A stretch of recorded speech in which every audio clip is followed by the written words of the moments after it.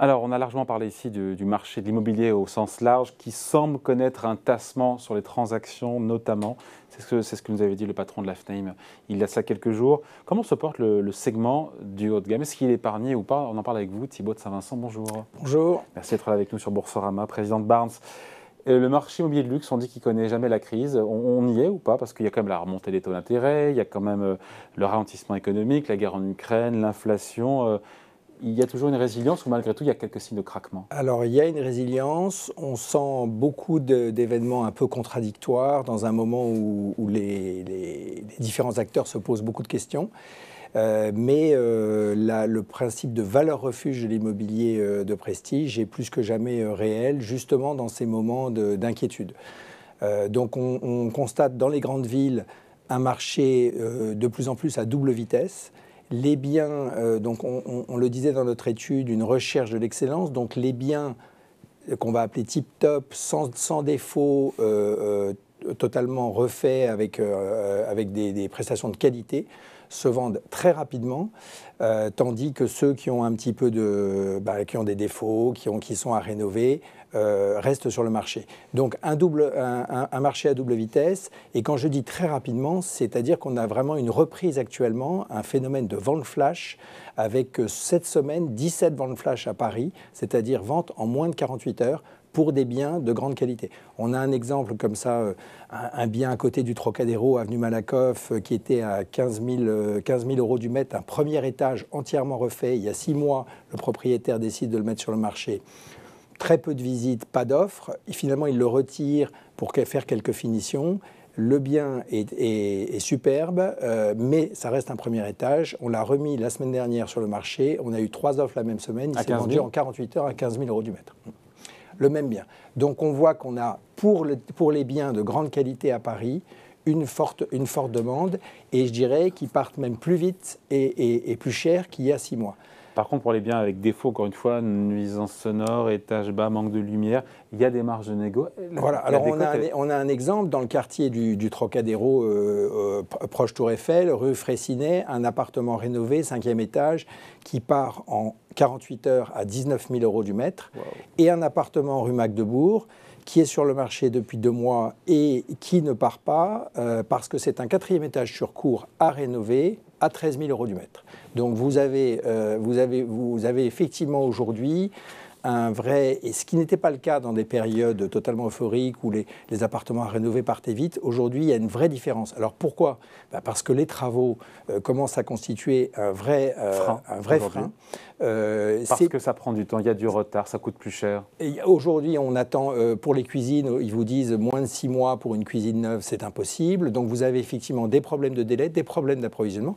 Et vous parliez précédemment de l'inflation, des problèmes d'inflation dans les travaux, mais qui sont impressionnantes. C'est-à-dire et qui sont rédhibitoires pour des gens qui n'ont pas envie, des acheteurs qui n'ont pas envie de s'y coller. Alors quand on voit des différences finalement de 4 ou 5 000 € du mètre carré entre un appartement à rénover et un appartement rénové, c'est presque justifié parce que finalement 4 à 5 000 € du mètre carré pour une rénovation de qualité, c'est ce que ça coûte. Bon. Et donc les délais de vente vont s'allonger pour des biens qui ont des travaux à faire, qui ont des défauts?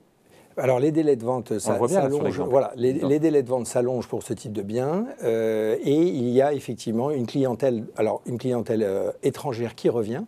Donc dans le 16e Nord, 25% de nos ventes à une clientèle étrangère. Sur la rive gauche, on est à plus de 50%. Donc retour des Américains avec un dollar. Au-delà de Paris même, ou on parle de Paris? Parce qu'ils étaient assez discrets, cette clientèle étrangère, ces acheteurs internationaux, ils sont vraiment de retour. Ils reviennent au-delà de Paris, au-delà de 3 millions d'euros. On les voit dans le sud de la France, on les voit également sur la côte atlantique, et puis dans les belles stations de ski.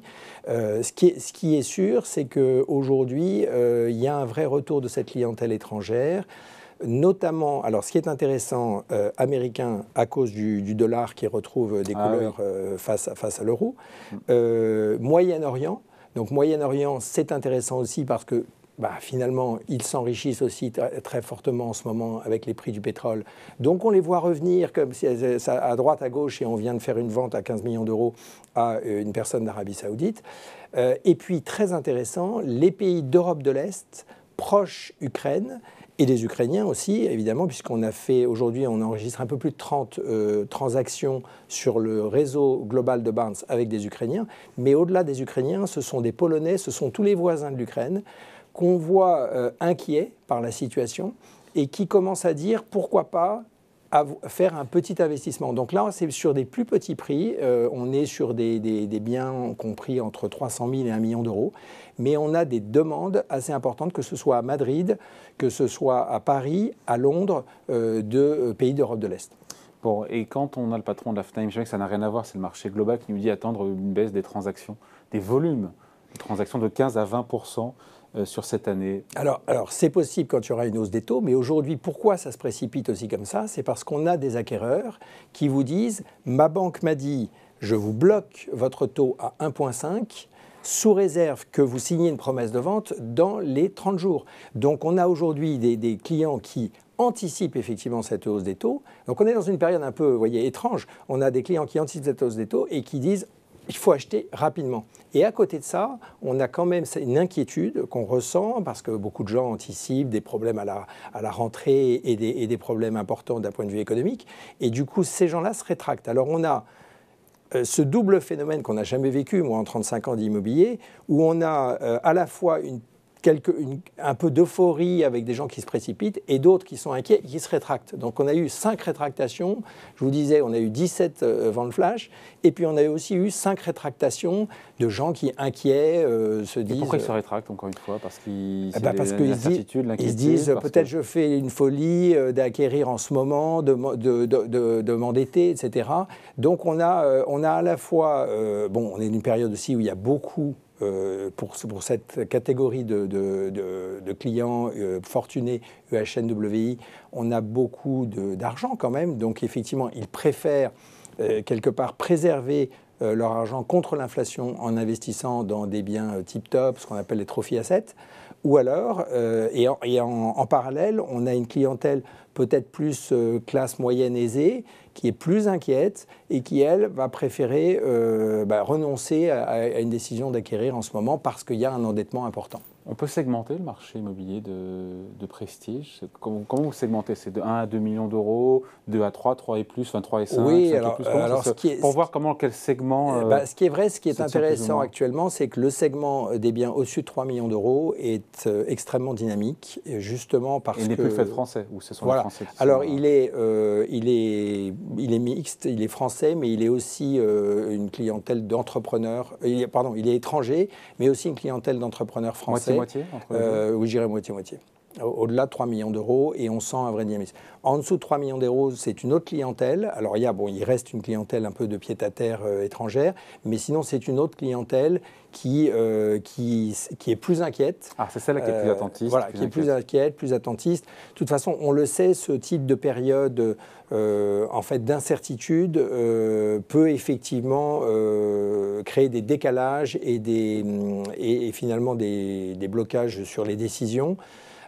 Comme on l'a connu avec le Brexit, je dirais que si effectivement on a une vision claire de ce qu'on appelle la récession, de ce qu'on appelle l'inflation à la rentrée, on pourra reprendre parce que l'inflation n'a jamais empêché les transactions. Moi, sur mes 35 ans passés dans l'immobilier, j'ai connu des taux à 14%. Donc on peut, et on continuait à l'époque à acheter et vendre naturellement. Donc effectivement, on peut vivre en période d'inflation. Mais le tout est de savoir où on va et comment on y va. Ouais. Donc jusqu'ici, tout va bien, même si on sent effectivement des incertitudes et des appréhensions. Qu'est-ce qui pourrait perturber le marché de l'immobilier dans les prochains mois? Alors effectivement, s'il y a une forte hausse des taux qu'on ne sent pas poindre à l'horizon, on sent effectivement qu'il y aura une hausse des taux. Mais si elle reste mesurée, si elle reste comprise, je dirais, entre 2 et 4% pour des emprunts immobiliers de long terme, ça reste gérable. Et puis après, effectivement, il faut voir à quel niveau on sera au niveau de l'inflation. Mais finalement, même si on est sur des niveaux élevés... On est sur un point de bascule, là. L'immobilier haut de gamme, c'est quand même la valeur refuge. On est sur un point de bascule sur le marché immobilier aujourd'hui. Justement, il y a des forces en présence avec des vents contraires. Alors, on sent qu'on est dans une période, en tout cas, où il y a de l'incertitude. Un petit peu, je disais, on peut être dans un poulailler où tout d'un coup, il y a les poules s'affolent, elles tournent en rond, il y a celles qui vont là, il y a celles qui vont là. Donc, effectivement, il y a le double phénomène. J'aime bien l'image. Sur la question des mandats, est-ce que c'est toujours compliqué de faire entrer, c'est toujours l'heure de la guerre, faire entrer les mandats, on parle de pénurie, il y a des pénuries de biens de prestige, c'est pas un sujet. Alors, les mandats, c'est intéressant, puisqu'aujourd'hui, l'inventaire, on a bien mesuré ça justement cette semaine, on a un inventaire d'à peu près 20 à Paris, on est en 22% précisément au-dessus de l'inventaire que nous avions l'année dernière. Donc on a une hausse des biens à vendre. Paris, ça c'est pour Paris. À Paris.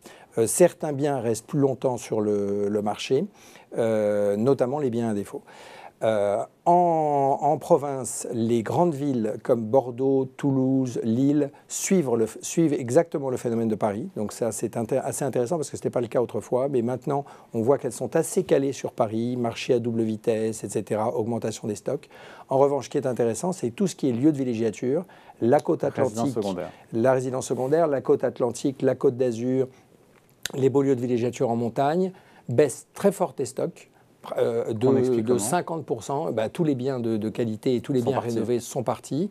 Vous avez le bassin d'Arcachon qui est un vrai phénomène en France actuellement avec une hausse de 40% des prix en 2 ans, une diminution des stocks par 2, des ventes records à 15 millions et 17 millions sur le bassin d'Arcachon, Cap Ferret notamment, et des ventes, actuellement nous sommes sur une vente à 20 millions en première ligne au Pilat. Donc effectivement, il y a, et puis on voit ce même phénomène actuellement à Megève, même à Courchevel aujourd'hui, on sent qu'il y a une vraie recherche, parce que vous savez que c'est le vrai phénomène aussi de ces lieux de villégiature, c'est que les biens, les chalets, les résidences secondaires deviennent des biens d'investissement, avec des rendements qui peuvent aller, même sur des maisons à 10 millions d'euros, jusqu'à 5 à 7% par an. Donc à la fois, vous avez un bien d'investissement et un bien finalement de loisirs. Donc beaucoup de nos clients aujourd'hui n'achètent plus ces biens en propre, constituent des sociétés, créent des sociétés de location saisonnière. Ils vont utiliser occasionnellement 2-3 semaines par an le bien et donc ils vont payer comme un client normal la location de leur bien. Mais globalement, ça devient un projet d'entreprise. Et c'est pour ça que toutes ces régions ont repris effectivement du poil de la bête. Bon, jusqu'ici, tout va bien donc. Même si il y a des poules tout va bien, mais voilà. J'aime bien l'image du poulet, c'est très marrant. Voilà. Merci en tout cas. Point de vue donc de Thibaut de Saint-Vincent, le président de Barnes. Merci beaucoup. Merci.